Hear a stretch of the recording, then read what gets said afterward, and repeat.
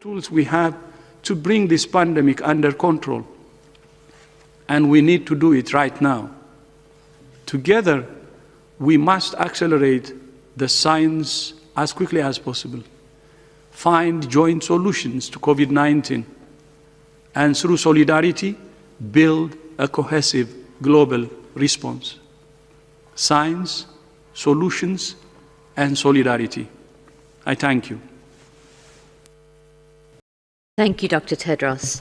I will now open the floor to questions, but would first like to remind you we are translating this simultaneously in the 6 UN languages, so you can ask your question in any of those, plus you can ask in Portuguese. You may listen in Hindi. For Arabic, you will need to go to Japanese, to the Korean button under the quirky Zoom system. We have a lot of people on the line. My apologies, I don't think we'll get to everyone, but we'll do our best to get all your questions. The first reporter I have with a question is Sarah Newey from the Telegraph, United Kingdom. Sarah, please unmute yourself and go ahead. Hi there. Thank you so much for taking my question. It's about the WHO mission that's in China. Just a quick one, how long are the experts there for? But also, it's been reported in some press this morning that the team is not planning to visit the Wuhan Institute of Virology. I just wondered if you could expand a little bit on what they're doing there, and whether you've ruled out any potential that the virus doesn't have links to the lab. Thank you very much. I can speak to this. Maria will maybe fill in more detail. I think I've outlined this last week. This is a preliminary advanced team that's there to work with Chinese scientists and others to lay out what the main questions and what the approach and what the studies that are going to be needed by a much larger international team that will work in collaboration with the Chinese colleagues over the coming weeks and months. I think it's important to be clear on the expectations for this preliminary mission. Is 2 of our best scientists joining our country team, but joining with Chinese colleagues to lay out that we don't expect to be at this point carrying out direct field investigations. This is not the objective of this preliminary mission. This is to understand what has been discovered already, what has been studied already, what the data that's available, and then from that to lay out what further studies need to be carried out and what international experts would be useful in engaging with and partnering with Chinese colleagues in order to do that. The length of the mission will be determined by the demands and getting to that point. But it's also important to note that our 2 colleagues are actually in quarantine at the moment, which is a standard operating procedure from the Chinese side, and as such are already working with NHC colleagues, the National Health Commission and Ministry of Science colleagues in a remote way. Being supported by our country office. So the team already working, but working remotely because they're in quarantine. And we will keep you updated on progress with the preparations for the international mission and on preparations for that, and who will travel and will be part of that mission in due course. Maria, you may wish to just lay out some of the issues and complexities of studies and investigations like this. Thanks, Mike. So yes, I mean, when WHO participates in missions like this, a lot of what it starts with is listening and learning, from our national counterparts. I've personally been on several missions for WHO related to different emerging infections, and if I just think back to MERS, for example, it took us more than a year to identify the intermediate host, which is the dromedary camels. But on these types of missions, what we do is we listen, we learn, we understand what has been done so far so that we can work with counterparts and with international partners to lay out what needs to be done in terms of what studies need to be done at the animal-human interface. Usually what we would like to do is have a better understanding of the initial cases that were reported, what were the types of activities that were done, and then outline studies that need to be carried out. And those studies take time. But before you can design studies that need to be carried forward, you need to understand what has been done already. And so this team will be meeting with counterparts in China, with different ministries, likely with different academics and scientists, to really determine what has been done to lay out the plan going forward and to plan that larger mission. Thank you very much, Drs. Ryan and Dr. Van Kerkhoff. The next question comes from Agnès Pedrero from Agence France Presse. Agnès, please unmute yourself and go ahead. Yes, hello everybody, do you hear me? Very well. Please go ahead, Agnès. Okay, thank you. I would like to ask you, maybe I can ask in French. Je vais poser la question en français. I'm going to put my question in French. The United States last week officially declared that they are intending to withdraw from the WHO. My question then is this. How does the WHO envisage its future in that situation? Has Dr. Tedros called the presidents of the United States? Has this matter been discussed with him? Thank you.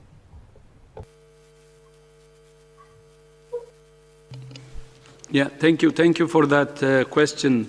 I think we have responded previously on the same question.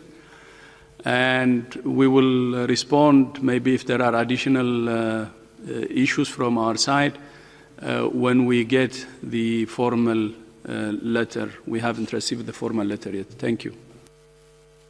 Yeah, and if I could maybe just add that the teams here at WHO, our teams around the world in 141 countries, our 6 regional offices, ourselves, our hundreds of collaborating centres around the world, our partners in Gorn, our partners in science all around the world. We are focused 100% on controlling this pandemic, on reducing, as the DG said, reducing mortality, suppressing transmission, building strong community responses to this, and assisting governments with strong coordination. That is our laser focus right now. We're also dealing with many other situations around the world. We're dealing with the situation in Syria, which many of you have seen is deteriorating. We're dealing with situations in Yemen. We're dealing with other epidemics like Ebola, again, in Equatorial Province of Congo. We're dealing with plague in Ituri in Congo. We're dealing with many, many, many emergencies around the world. That is our focus, and we trust that we will be able to continue to work in scientific collaboration with our wonderful collaborators in the United States in the coming months and years. Thank you, Dr. Tedros and Dr. Ryan. The next question comes from somebody who knows what it's like to battle this virus firsthand.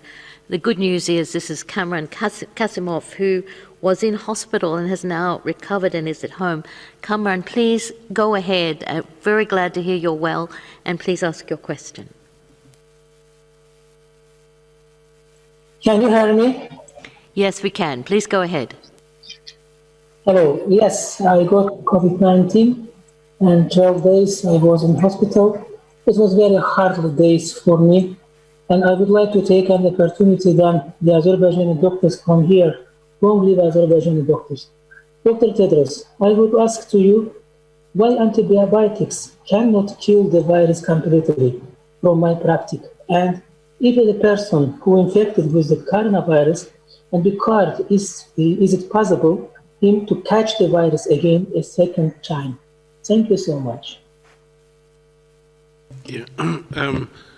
Maria will speak to the detail on this.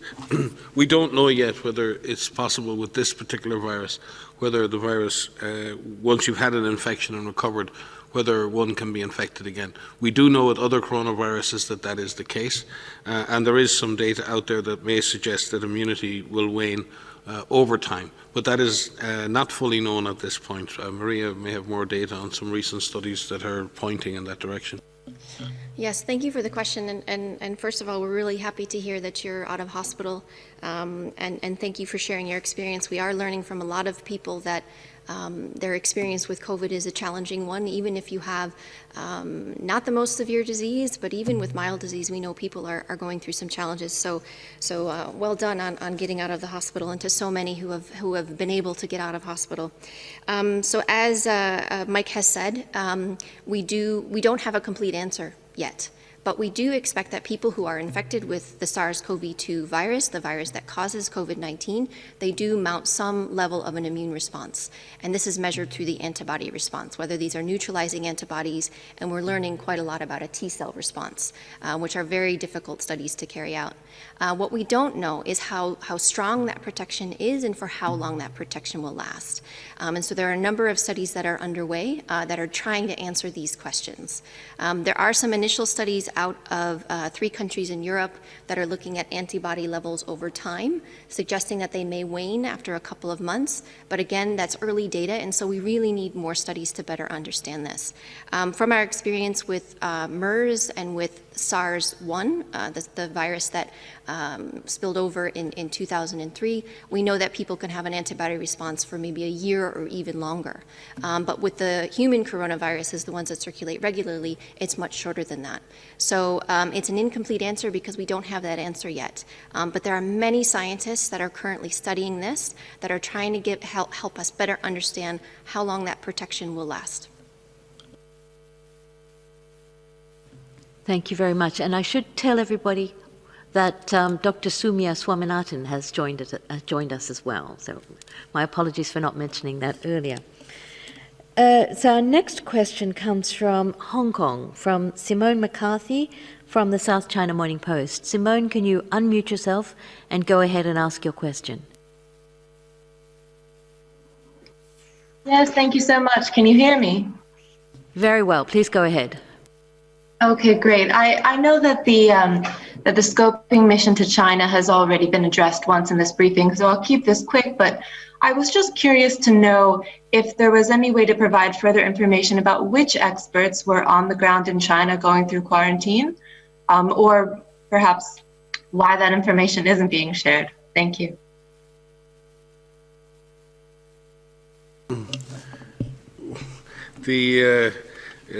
We don't generally announce the names of our staff who go on mission in the field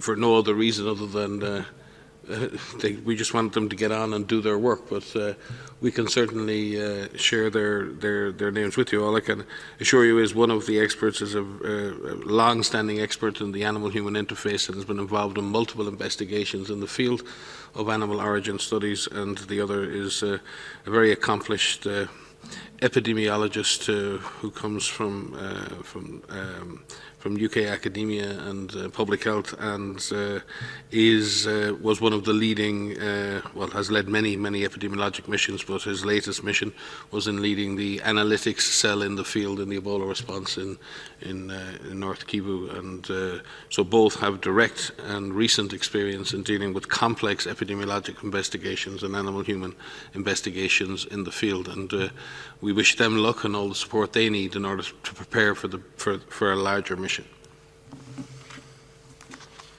Thank you, Dr. Ryan. The next question will come from Christine from ABC News, USA. Christine, please unmute yourself and go ahead. Hi, Christine Theodoro, ABC News. I wanted to ask a question about transmission among children. From the last notes I have, the WHO reported children seem to be less affected, experience mild disease, and are less likely to show clinical symptoms. You had previously said that children are susceptible just as adults and can transmit, but from some of the household transmission studies, you were looking at, it was very rare that a child infects an adult. And you were trying to better understand when people are infectious, how people are infectious, and how do you measure that. Today, we're seeing a report from Chief Health Officer in Victoria State, Australia, warning that extensive testing in the state revealed child-to-child transmissions are, quote, more apparent than they first thought. And in the US, as you know, there's an intense debate that's ongoing around school reopenings. We wanted to ask if there's updated guidance from the WHO on child transmissions, whether that be child-to-child or child-to-adult. Thank you in advance. So I can start, and perhaps Mike would like to supplement. So this is a very important question, and this is one that has been on our radar from the beginning, of course, and looking at transmission as well as severity. And so what you had said about children tend to be less affected in terms of being reported as cases, that is true, representing between 1% and 3%, in some countries up to 5% of the reported cases to WHO. There are some seroprevalence studies that are being conducted that are looking at antibody response in children, and there are a few studies that are coming out now. Again, they're not all peer-reviewed publications, but some of those are preprint. And what we're seeing from them is that children do seem to be, we need to break down what children mean. The youngest children under 10 years old, for example, versus children over 10. And it depends on how the study broke down age. Some of them range from 5 to 9, some of them range from 10 to 14. But what we're seeing is that children in the youngest age groups have a lower seroprevalence, and those that are above 10 seem to have a similar seroprevalence to those that are among older, young adults and above 20 years old, which means that they can be infected, which we've said from the beginning, but they do tend to have more mild disease. In terms of transmission, there's quite a lot that we still need to understand about transmission in children. Many of the schools and many of the countries that imposed these public health and social measures, or so-called lockdown measures, did include closing of schools, although not all did. And we're learning from some countries, as they're opening up some of those restrictions. We have heard of some outbreaks in schools, mainly among the older children. But again, there's a lot that we don't know about transmission among children. With regards to schools and advice on schools, WHO has issued guidance on the safe running of schools and making sure that certain measures are in place. We've also issued guidance on when schools considerations of when schools can reopen, and that takes into account a lot of different factors that decision makers need to take, whether it relates to the transmission that is occurring in the local area or the catchment area of the schools, the type of school structure it has, the ability for the school to have these to be able to implement the measures like physical distancing, hand washing, etc. And so there's a number of considerations that need to take place. But as you highlighted, children do seem to be less affected, but they can be infected. And that is important. Our understanding of transmission in children is still limited, and we know that overall they tend to have more mild disease, but in some situations they can have severe disease, and we have seen children that have died. Yes, and thank you, Maria. I think that says it all. I think we've been around, if we cast our minds back over the last couple of months, we've had healthy debates and around everything from long-term care facilities to transmission in dormitories, to transmissions in airplanes, to transmission on public transport, healthcare settings, the workplace, and now schools. And Maria is absolutely correct in that we don't fully understand the full contribution of children to the overall epidemic. The fact remains that when community transmission exists, and when community transmission is intense, children will be exposed to that virus, and children will be part of the transmission cycle. They will be exposed, some will be infected, and they may infect others. What we don't fully understand is the impact on those children in the long term. We know in the short term they tend to have milder infections. We don't know the impact in the long term, and we don't know to what extent they pass that infection on and infect others. But we do know that that can happen.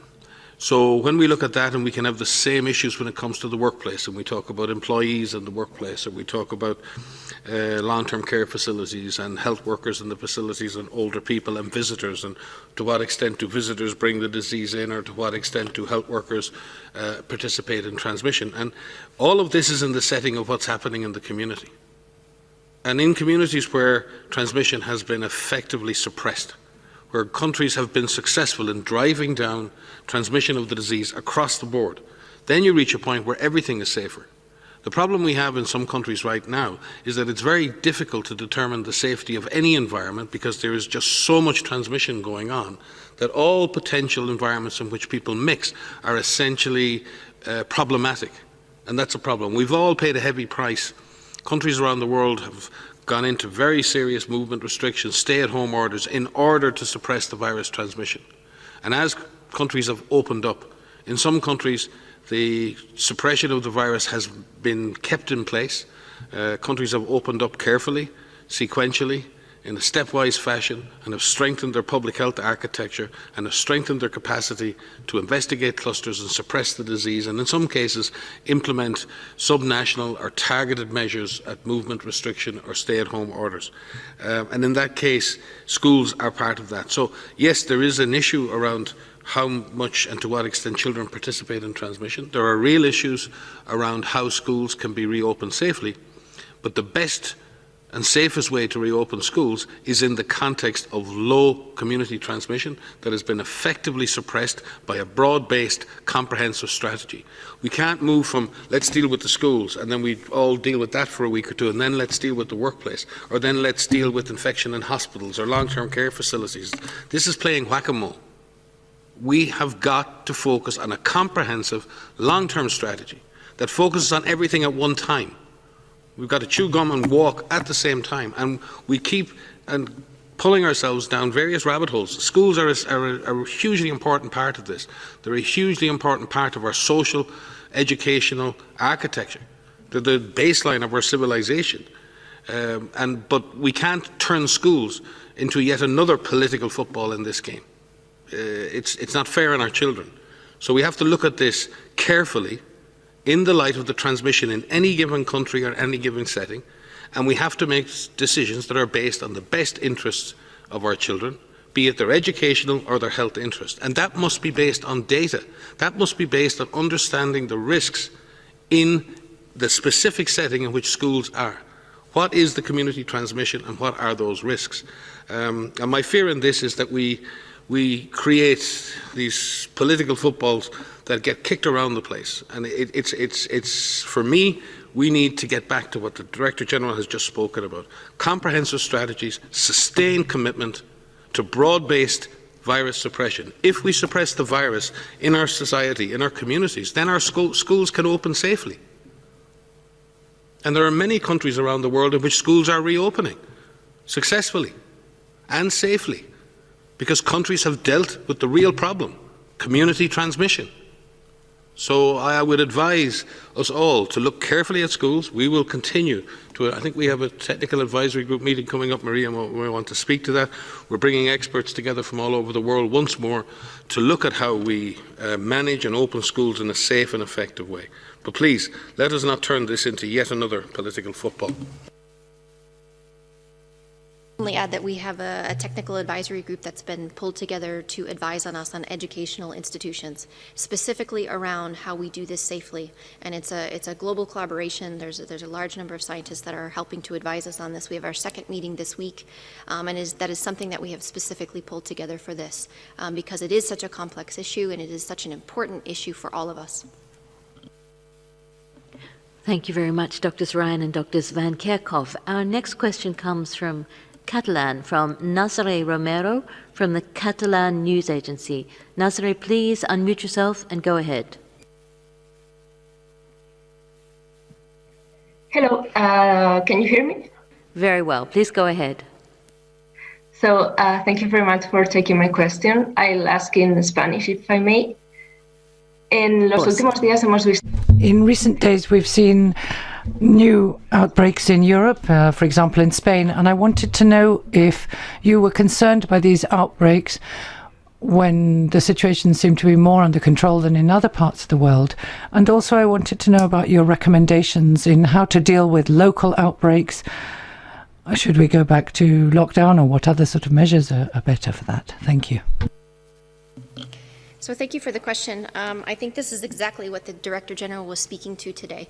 And we spoke at our last press conference about this, and that in many countries that have been able to suppress transmission, there is always the possibility of resurgence. And what is really important is that the countries that have used this time and have spent the time to build this public health infrastructure, the workforce in place, the surveillance in place, the strategies in place, to act fast. when there is an upsurge in cases, whether it's a small cluster or whether it's something that has an outbreak that has started, the opportunity is to act fast and to apply the same comprehensive approach, informing your public, saying where this virus is, what are we doing to suppress it, what role you can play as an individual, what role we are playing as leaders to be able to bring these outbreaks under control. And I think that if the infrastructure is in place, if that workforce is in place to find cases, test cases, isolate cases, carry out contact tracing, quarantining contacts, and putting in place perhaps some restrictive measures in a localized area. So not go into the full-on nationwide lockdown, but to really apply measures at the lowest administrative level as possible to help support the outbreak response. That is something that we see going forward, where that can be done in a data-driven way. So there are opportunities to suppress these outbreaks, these resurgence, and these pockets of activity very, very quickly. And we're seeing a number of countries really be successful in doing that very quickly. But it takes a surveillance system in place to rapidly identify the cases so that you know when you need and where you need to act fast. Thank you very much, Dr. Van Kerkhoff. Our next question comes from China, from Ye Li, from the Xinhua News Agency. Please go unmute yourself and please go ahead. Okay, thank you for taking my question. Can you hear me? Please go ahead. Okay, good afternoon. I have a question about the origin of the virus. We noticed that the last week,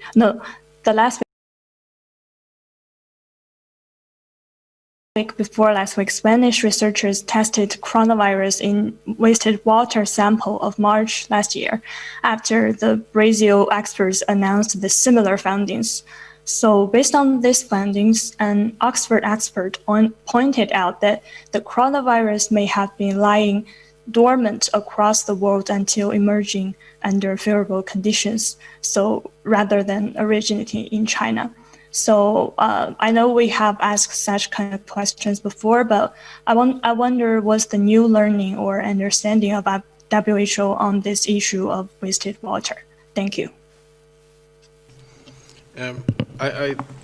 Certainly, surveillance of wastewater is a really good way at looking sometimes at the long-term epidemiology of any disease. We use surveys of wastewater, for example, to track poliovirus around the world, and it's a very effective way of knowing where a virus is and what circulating strains are. We've certainly seen the same for cholera and other diseases. So the environmental surveillance in general is a very, very useful way to supplement human surveillance when it comes to the understanding of disease. And we congratulate our scientific colleagues for using those methods and innovations to look at the potential that this disease was present earlier than may have been previously suspected. But when it comes to investigating human disease, and the Director General has spoken of this many times, you need to go to the epicenter and work from there. We're very, very clear. The first human cases of this disease were picked up in Wuhan, the first clusters of disease in Wuhan, China, and then subsequently spread from there. And that is where the starting point lies for a full understanding of the origins of this virus in the animal kingdom. And the animal source, or the intermediate hosts, have not been determined. We assume the primary host is a bat, but certainly that's also to be fully determined. But that is the source of the human cases, or the first evidence of human cases.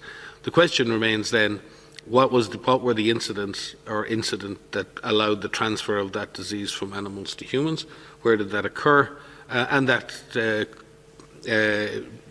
can occur in the area in which the first human cases are noticed, or can occur far away from there. We've certainly seen in Ebola and other diseases that the first human cases can be unnoticed, and then by the time you pick the disease up, it's already somewhere else. And that's been very often the case in Ebola. The first cases that are noticed are in health workers. Well, we don't assume that the bats came and bit health workers, what usually is the case is that there's a trail of cases going back over some time, and at some point, historically, there was a transfer of disease from the animals to humans. So it is a detective story in that regard, and you have to go where the data and the science leads. We keep saying we have to follow the science. And when it comes to understanding the origins of disease, you have to follow the science too. And it's really, really, really important that ultimately, and I'm sure our Chinese colleagues are doing this already, they have tremendous capacities for disease investigation and scientific understanding, that we start where the disease began in humans or where the first cases of disease occurred in humans, and we work from there, and we keep an open mind. And it's really important that we keep an open mind. But you can't close your mind based on one or two other findings elsewhere. That becomes a distraction. And again, you end up being led down different alleyways that are not helpful. The data and the evidence should lead where it leads. And this investigation and understanding of how the disease transmitted and where and by what animal did this disease breach the barrier to humans needs to be understood. It's extremely important that it is understood, and that investigation and that scientific understanding should start at where the first clusters of human cases were detected, and that's in Wuhan in China. Maria? Okay, thank you.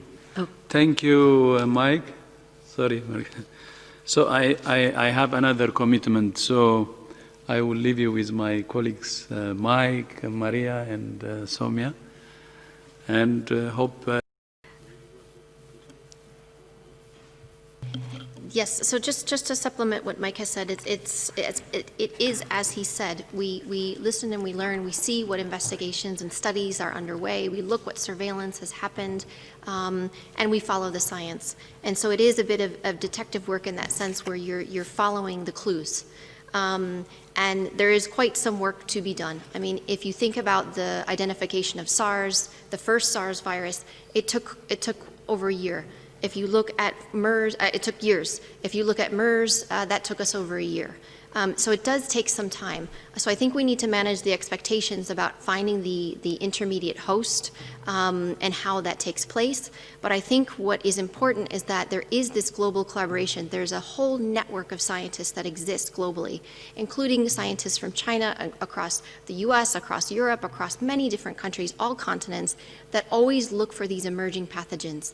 And so there's a large amount of work that's underway. We will follow the science. We are open to following that. And I think we are all committed to find the intermediate host because of its public health importance. Knowing what the intermediate host is will help us to prevent this from happening again. Thank you very much, Drs. Ryan and Dr. Van Kerkhove. The next question comes from Nairobi, from Sarah Joving from DevEx. Sarah, could you kindly unmute yourself and please go ahead. Thanks for taking my question. Is the incubation period and the time frame in which a test result would return positive the same? Would someone need to wait the 14 days after exposure to feel comfortable that a test result is accurate? And is the incubation time frame still believed to be a maximum of 14 days, or could it be longer? So I can start with that. That's quite a few questions in one, actually. So well done to you. So the incubation period is the point of time where somebody is exposed to the point of time where they develop symptoms, and it's believed to be between 1 and 14 days. There are always exceptions. We should say that there's always exceptions, but the majority, the average, is between 5 and 6 days. So most people will develop symptoms within 5 to 6 days. Your question about the testing is a good one, because we often get questions in terms of our testing strategy of when is the most appropriate time to test someone. So what we do within our case definitions and our recommendations is to test somebody when they develop symptoms. However, saying that, we also recommend contact tracing. So people who are contacts go into quarantine, which means they're essentially removed from other people so that they can't pass the virus on. And some of those contacts are tested. They are tested when they develop symptoms, but some of those individuals are tested when they don't have symptoms, which is why we're seeing some asymptomatic cases being detected. If that testing is going to be done, it should be done before that 14 days is up. But it does depend on a lot of characteristics of what type of test is done, what sample is collected, whether it's an upper respiratory sample or a lower respiratory sample. So there are a lot of different factors that are in play when it comes to when is the most appropriate time to take a sample from an individual. Just to point you all, I mean, there's some excellent publications out there around issues like this and around broader issues, but there is a very good publication in JAMA this week, which is a review of all of the key parameters around the disease, like transmission and incubation and prognosis and so many other factors, the epidemiology. And if there is probably one, it may be a little complex scientifically in parts, but for journalists out there who really want to get an overview of much of what we know right now globally around the disease, Wersinger et al. Have a very good paper this week in JAMA, which kind of goes across the whole range of what we know about this disease. Because I think we said it here last week, we're all in a deluge, a tsunami of scientific publications, and sometimes when scientific colleagues synthesize that into something a bit more manageable, it makes things much easier. So I just point you to publications like that, where you can pick up a lot of information regarding what we know in a more synthetic fashion. Very, very helpful indeed. Thank you, Dr. Ryan and Dr. Van Kerkhoff. No, okay, great. So our next question is for Imogen Fuchs of the BBC. Imogen, can you unmute yourself and go ahead, please? Hi, Margaret. Thanks very much. It was primarily a question for Dr. Tedros, but Mike and Maria, I think, I'm sure you can answer it as well. Dr. Tedros said the Americas remained the epicenter of the pandemic. And I'm just wondering, looking at the, really big increases in cases that we have seen, particularly over this last weekend, on a public health basis, what's gone wrong and what needs to be done as a matter of urgency?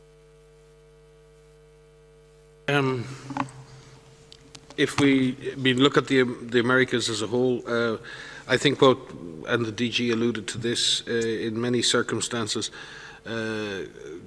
countries made some progress in suppressing transmission, but certainly the reopenings in those countries have led to more intense transmission, and now a number of countries face a scenario in which there's increasing and sometimes exponential transmission, a very difficult situation to face. And not necessarily with the option to impose these so-called lockdowns again because of the economic damage and the community acceptance of those. But as Tedros said, there is no situation which cannot be faced, and I think this is the issue, is to turn and face the fire, turn and face the problem, and accept that it's going to take time.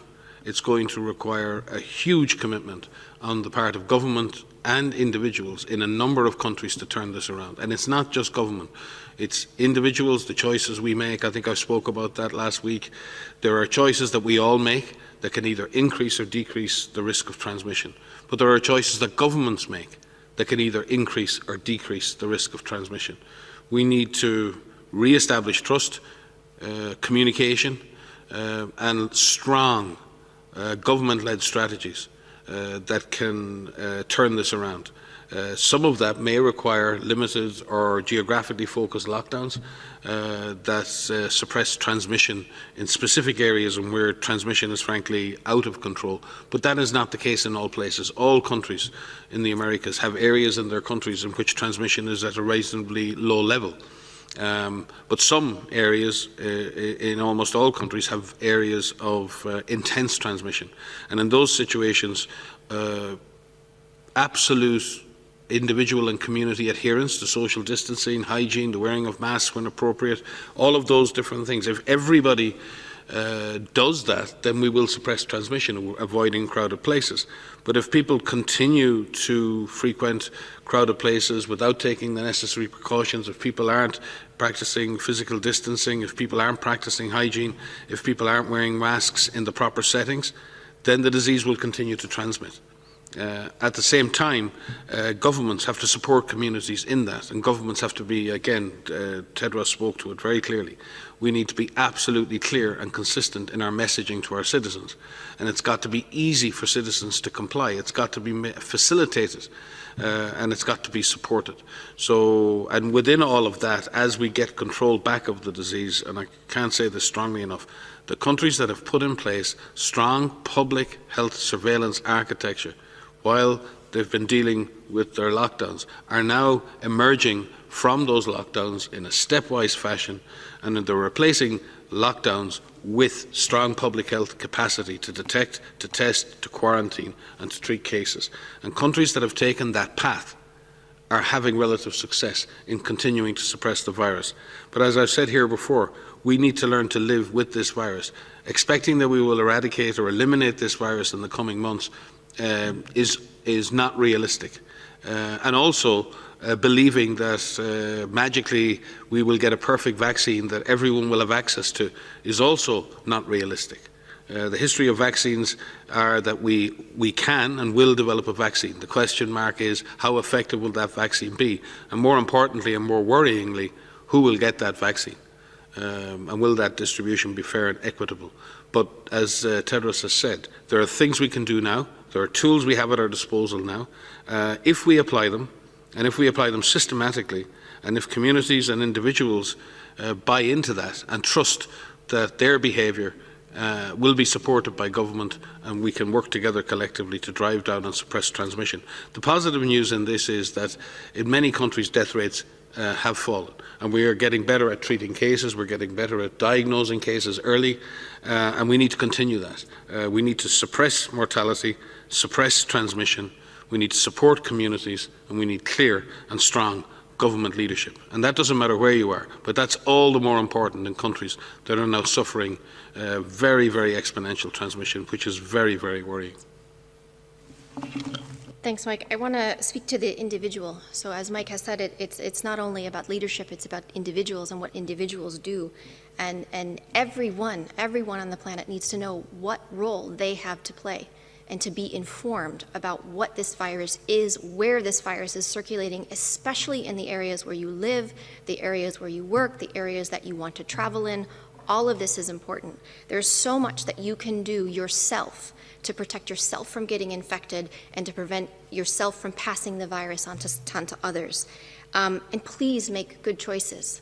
I know that there are a lot of things that we want to be doing right now, but there aren't necessarily a lot of things that we need to be doing right now. There are many people, essential workers, who cannot stay at home. There are many people who are caring for patients in hospitals who cannot stay at home. And if you can, and if you can help, and if you are asked to, please stay home. You can practice physical distancing from others. You can avoid crowded places. You can avoid places that have enclosed settings that have poor ventilation. You can clean your hands. You can practice respiratory etiquette. You can wear a mask if you cannot do physical distancing. There are so many things that you could be doing, talking to your children, explaining to them the risks. Everyone has a role to play. And this is far from over. So we all have to play our part. Thank you very much, Drs. Ryan and Van Kerkhove. We have time for one more question. He's been waiting for a long time, and so he gets the last question. It's Jamie from Associated Press, Jamie Keaton.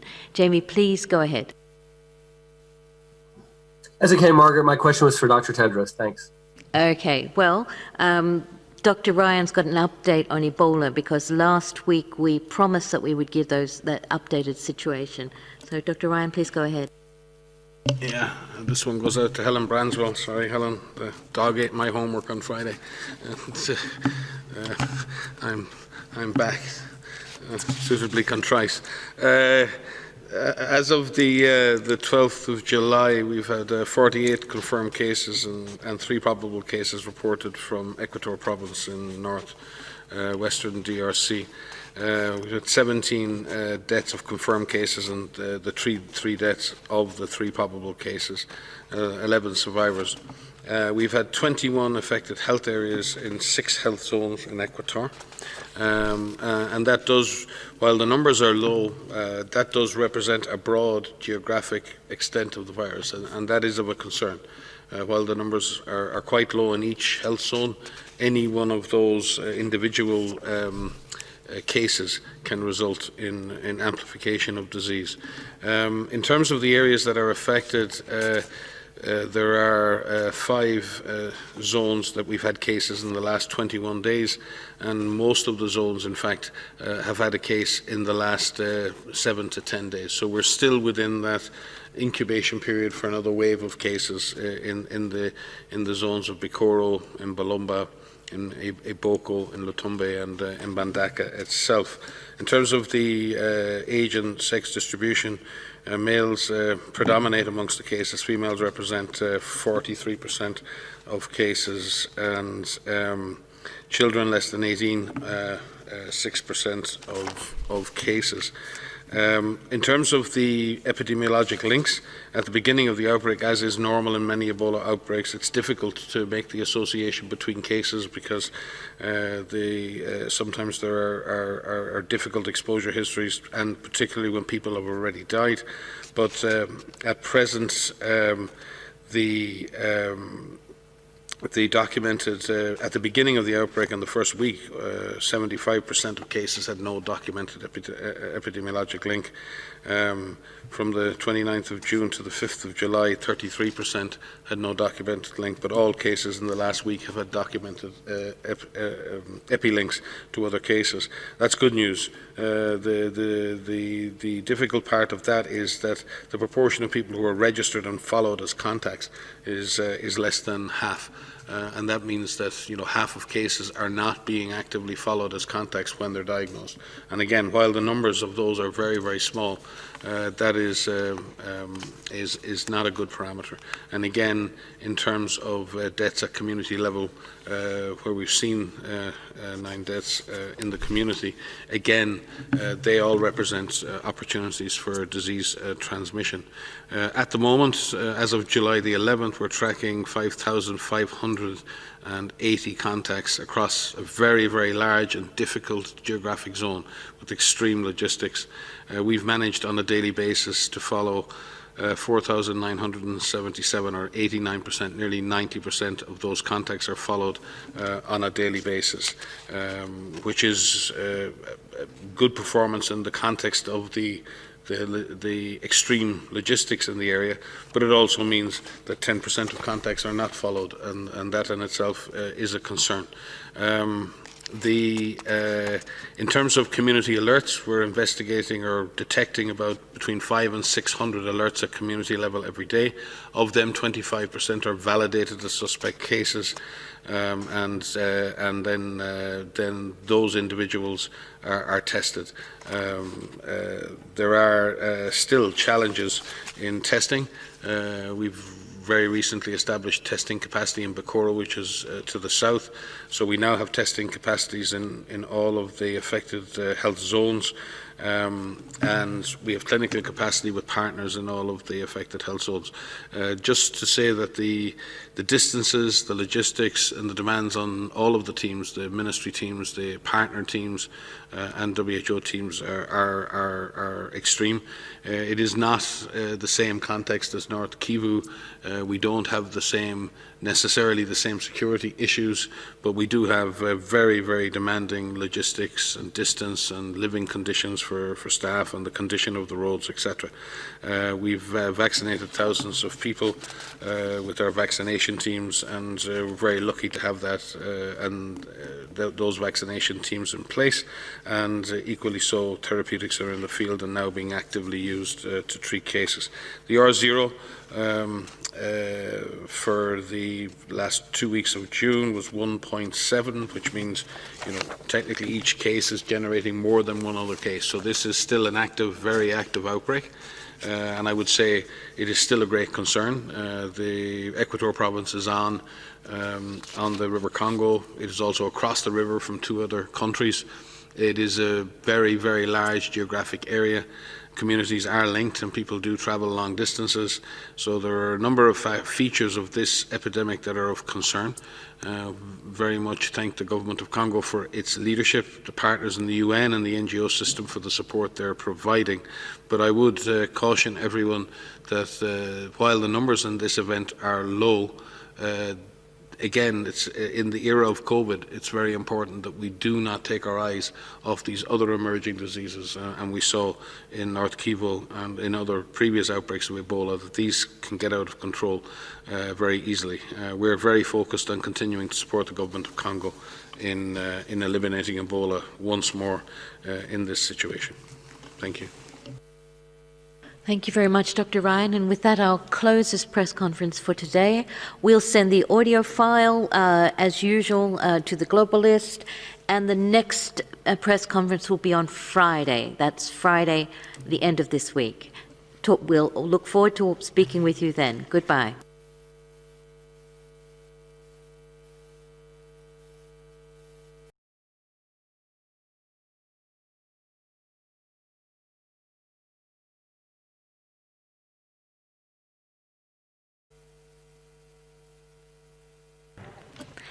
Hello, everybody. This is Margaret Harris welcoming you to our WHO press briefing from Geneva. Thanks for your patience on this Friday, July 10. Today, we want to tell you about something really exciting, a new and exciting initiative called the Access Initiative for Quitting Tobacco to help over 1 billion tobacco users quit and reduce the risk of COVID-19. The lineup will be led by, of course, the WHO Director General, Dr. Tedros Adhanom Ghebreyesus, followed by Her Royal Highness Princess Dina Mired of Jordan, the President for the Union for International Cancer Control and a global advocate for tobacco control. She will be followed by Mr. Thibaut Mongong, Executive Vice President, Worldwide Chairman, Consumer Health for Johnson & Johnson. And then after hearing about this new initiative, we'll move to our regular COVID-19 press briefing. So without further ado, I'll hand over to Dr. Tedros to begin proceedings. Dr. Tedros, you have the floor. Thank you, Margaret. Good morning, good afternoon, and good evening.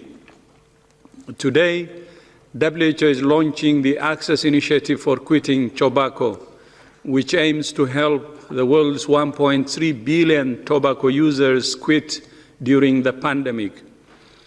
This initiative will help people freely access the resources they need to quit tobacco, like nicotine replacement therapy and access to a digital health worker for advice. Smoking kills 8 million people a year, but if users need more motivation to kick the habit, the pandemic provides the right incentive. Evidence reveals that smokers are more vulnerable than non-smokers to developing a severe case of COVID-19. The project is led by WHO together with the UN Interagency Task Force on Non-Communicable Diseases and brings together the tech industry, pharmaceutical, and NGO partners like PATH and the Coalition for Access to NCD Medicines and Products. We thank our first manufacturing partners, Johnson & Johnson Consumer Health, who donated nearly 40,000 nicotine patches. We're also pleased to introduce Florence, the world and WHO's first ever digital health worker based on artificial intelligence. Florence dispels myths around COVID-19 and tobacco and helps people develop a personalized plan to quit. Florence is available 24/7 via video stream or text to help people access reliable information. Florence was created with technology developed by San Francisco and New Zealand-based company Soul Machines, with support from Amazon Web Services and Google Cloud. WHO is in the final stages of adding more partners and encourages pharmaceutical and tech companies to join this initiative, which will help people reduce their risk of COVID-19 and lead healthier lives. We will first launch the initiative in Jordan and then roll it out globally over the coming months. To tell you more about this initiative, I would like to introduce my sister, Her Royal Highness Princess Dina of Jordan. Princess Dina is a longtime friend, the President of the Union for International Cancer Control, and a lifelong advocate for global tobacco control. You have the floor, Princess.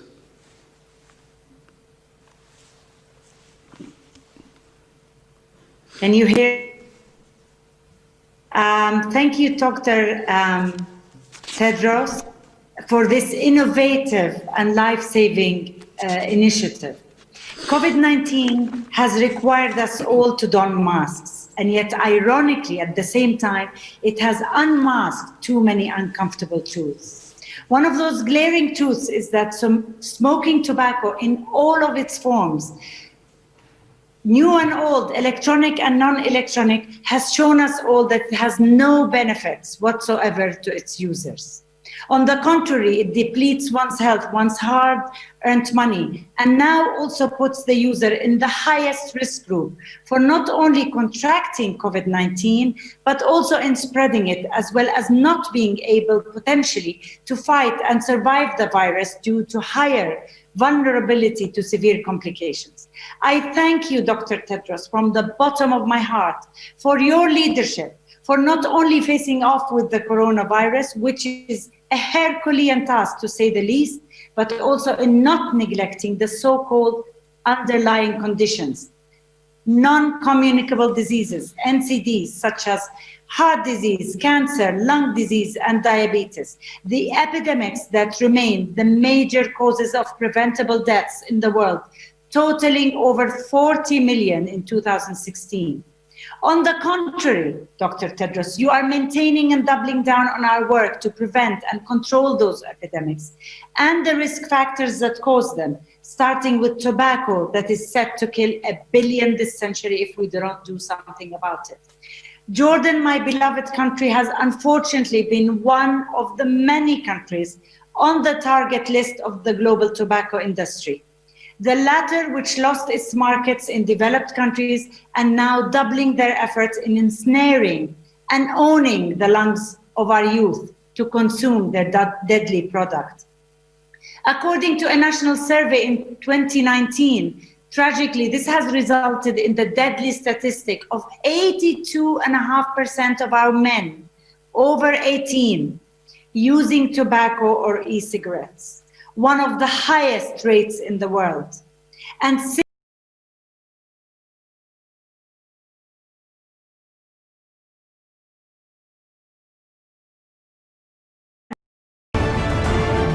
insights from the world's best medical minds. You are watching TheRightDoctors.com.